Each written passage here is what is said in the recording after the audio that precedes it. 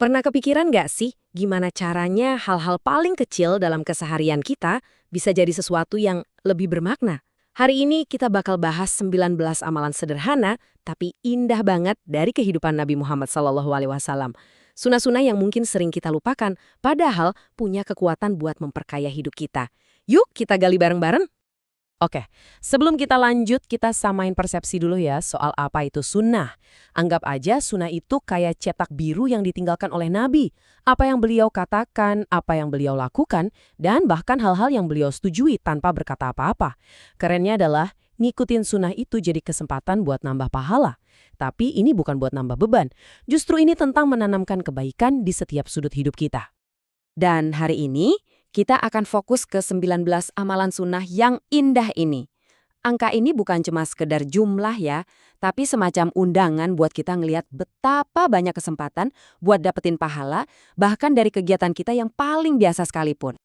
Nah, biar penjelajahan kita ini runut dan gampang diikuti, 19 sunnah ini udah kita kelompokkan ke dalam 4 area utama. Kita bakal mulai dari rutinitas harian, terus kita geser ke cara ningkatin ibadah, lalu menyentuh kehidupan sosial kita, dan terakhir, kita bakal bahas soal mindset yang dibutuhin buat benar-benar menghidupkan kembali amalan-amalan ini. Baik, kita langsung masuk ke bagian pertama.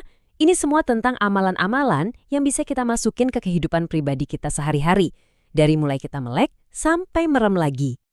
Kita mulai dari yang pertama, simpel banget, berpakaian. Pernah merhatiin nggak cara kita pakai sepatu? Sunnah ngajarin kita buat mulai dari kaki kanan pas pakai alas kaki dan mulai dari kaki kiri pas ngelepasnya.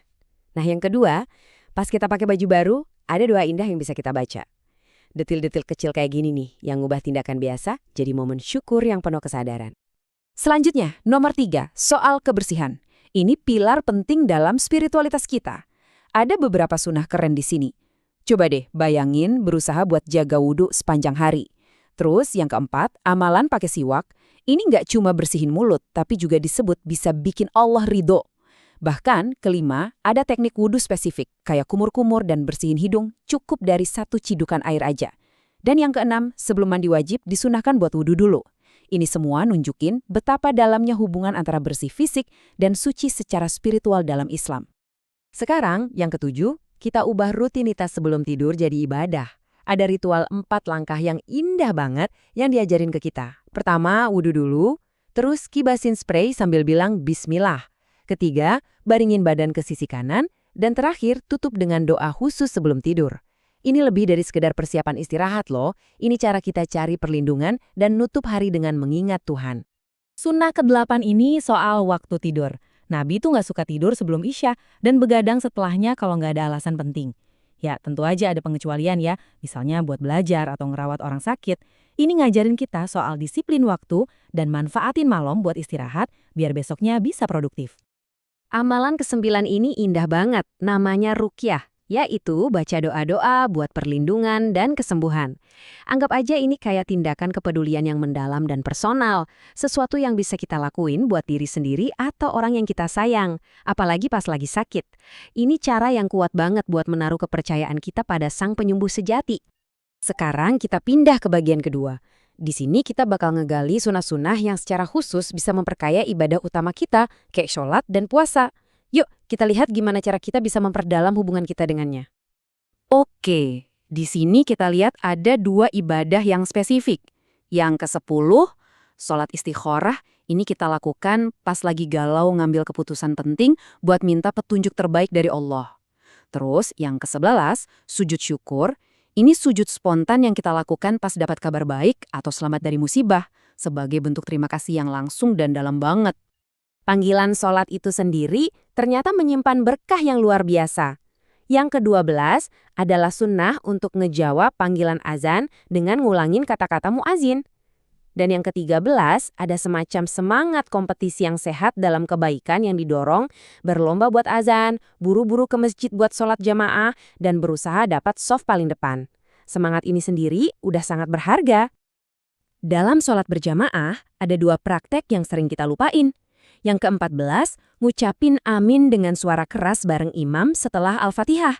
Katanya, kalau amin kita pas barengan sama malaikat, dosa-dosa kita bisa diampuni. Terus yang ke-15, praktek zikir dengan suara yang agak dikeraskan setelah sholat. Ini ternyata caranya para sahabat dulu nandain kalau sholatnya udah selesai. Praktek penting lainnya yang ke-16 adalah pakai sutra atau pembatas waktu kita sholat. Ini bisa berupa dinding, tiang, tas, atau benda apapun yang ditaruh di depan kita. Tujuannya simpel, buat jaga fokus kita dan ngehormatin area sakral sholat kita biar nggak ada yang lewat di depan. Nah, yang ke-17, pas tiba waktu buka puasa, sunnah ngajarin kita pelajaran indah tentang kesederhanaan. Nabi SAW itu selalu nyegerin buka puasa pas matahari terbenam sebelum sholat maghrib. Bukanya pun seringkali cuma dengan beberapa butir kurma atau beberapa teguk air. Ini pengingat yang lembut banget buat kita biar nggak berlebihan dan menghargai kesederhanaan.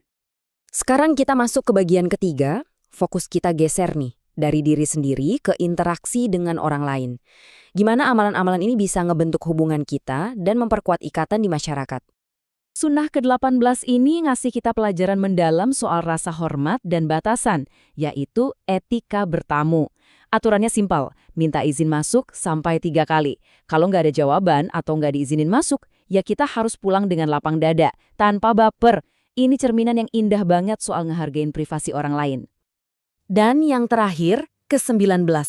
Sebuah sunnah yang intinya terangkum dalam hadis yang kuat banget ini. Amalan terbaik itu adalah ngasih makan orang dan nyebarin salam ke orang yang kita kenal ataupun yang nggak kita kenal. Ini adalah pilar karakter muslim yang baik dan fondasi buat bangun masyarakat yang peduli dan ramah. Sebagai penutup, yuk kita renungin sebentar. Bukan cuma soal amalannya, tapi soal pola pikir generasi awal yang begitu semangat buat ngikutin jalan Nabi dalam segala hal. Pernyataan yang kuat ini bener-bener nangkep esensi mindset mereka. Ini bukan cuma tentang ngumpulin ilmu, tapi tentang langsung dipraktekkan.